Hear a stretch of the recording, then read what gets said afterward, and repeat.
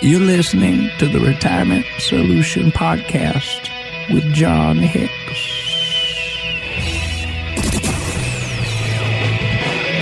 Here with John Hicks, I'm Jennifer Perry. This is a retirement podcast, yes, but it's not like any other financial show that you're listening to. So if you like us, subscribe to the podcast and leave us a 5-star review. Let us know what you think. You can always weigh in with your questions, too, at retirementsolutionradio.com. And I always kind of like to do a temperature check with you, John. Do I need to check my fever?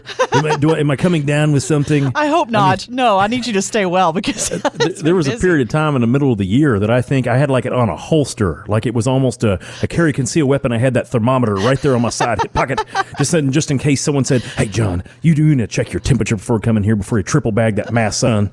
It's nice to see some of that kind of going away a little bit. Yeah. We'll take it and stay well over the holidays.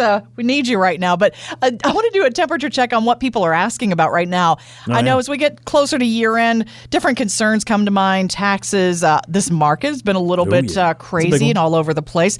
What are you getting the most questions about? The two biggest ones are tax changes and inflation. And of course, tax changes and inflation are what's causing a lot of this volatility in the stock markets. I know that we're going to talk a little bit about that later on because there is a lot of turbulence, a lot of ups and downs that are making a lot of people a little squeamish, a little nervous. They're breaking out in those sweats in the middle of the night. They're pulling out their own thermometer, making sure they're not sick, just making sure they're just uncomfortable, that queasy effect we get when markets act or misbehave in ways that we don't like. No, but Jennifer, I think inflation's a big one. I mean, if you've been thinking about retirement, or heck, especially if you're already retired, if you've seen the prices in the grocery stores and the prices at the gas tanks, I mean, this has got a lot of people sweating, especially if they got a whole bunch of dead money out there. I had a lady that told me the other day, she says, John, I've always felt comfortable with, $200,000 in the bank. It makes me feel better that I know I have money that I can get to. And she said, but do you know how much money I made last year in interest? I'm like, I don't know. I don't think it's a lot. She said, $68. and I said, hold on. Did you have $200,000 in the bank, the roughly the whole year? She's like, yeah, I sure did. And I'm like, and you made how much? $68. And I went through it. I thought, well, maybe that was for a month. Or at least for a quarter. No, she made $68 on the year on $200,000. Wow. So of course, and she brought this to my attention. She goes, "Do you know what you can do with $68, John?" She said, "You can't even pay my cable bill." Right. And I'm like, she goes, "I have all this dead money, and finally I realize what you've been saying. I'm not earning anything from keeping it safe. I'm losing my money safely." Yeah. She said, "That's a terrible idea." I'm like, well, I've only been saying that for, 3 or 4 or 5 or 6 years now. Right. But now it's starting to resonate. People are starting to realize, my gosh, honey, we just paid $93 to fill up the Buick. We need to call our banker and beat him up a little bit, make him give us some better rates. But guys, there's some other things you can do. You can do other things to get at least inflationary rates of return, 4 or 5, 6%. And then you don't have to be so freaked out. You're not going to be hyper risky. Some of it you can even do with some total safety, actually, believe it or not, some of the strategies out there. So you just got to figure this out because I tell you, this is going to be a big one. It's going to be a big one if inflation stays high, causing all this market turbulence, and people are still earning nothing on that dead money. Kind of on a related note here this week, John, this story reminds me of this commercial from our youth back in the 80s. Listen to this. This is your brain. This is drugs.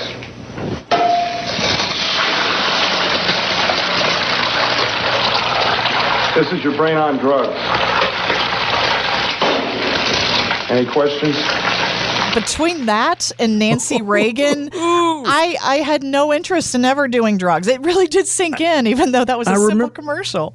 I totally remember that. And it was one of the guys from like 21 Jump Street or something on the one I remember. One of those, Richard Greco or whatever his name was, that did this thing. And man, if I'm right on that, that's just off the top of my head. But one of these guys, they did that.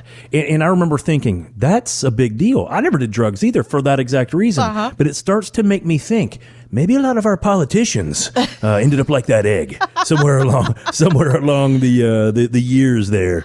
And it kind of makes you wonder. That would at least semi-explain their behavior, especially the one in the main office up there right now. But so we're not saying here that your brain will suddenly turn into an egg in a frying pan. But MarketWatch used this analogy recently when it comes to inflation. What we're talking about today here, John, they say this is your brain on inflation. And they go on to talk about the real psychological impact that rising prices over an extended period of time can have on our spending mindset and the purchasing decisions that we start to make. I'm wondering, are people talking about this with you? Do you think we're starting to see that impact on our spending?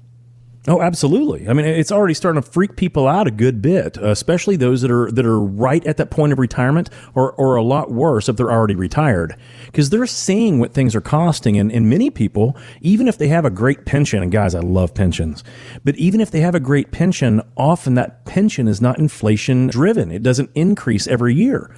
They realize they're on a fixed income, right? Mm-hmm. And because of that, it starts to make them very paranoid. They start to think, man, maybe John, I kept thinking I was going to do that cruise next year when finally I don't have to worry about the COVID things and when everything opens back up. Maybe I can't afford that anymore. I don't know. And guys, if you look at the psychological impact of consistently increasing costs over time, especially if we don't have a good amount of inflation protection on our accounts, it's really damaging. It starts to make people think if they're thinking about retirement in a year or two, they just keep pushing it off. Push it off 3-4 more years, push it off 4 or 5 more years.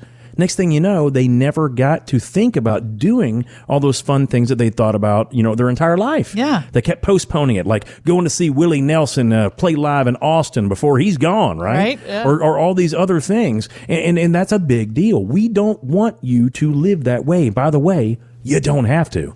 But guys, what we need is a section of our portfolio that's inflation protected. You don't have to have it stock market based if you're freaking out about the stock market, although some things are actually pretty attractive when you look at it. They can at least give you that 4, 5, 6% of return that you can spend annually, and they actually have more protection in your portfolio than sometimes that growth stock fund.